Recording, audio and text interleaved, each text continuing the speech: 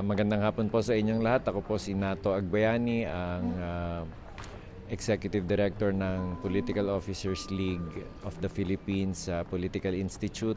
Nagpapasalamat po kami sa lahat ng dumalo, sa aming mga speakers, panelists at moderators na tumulong na gawing very successful ang ating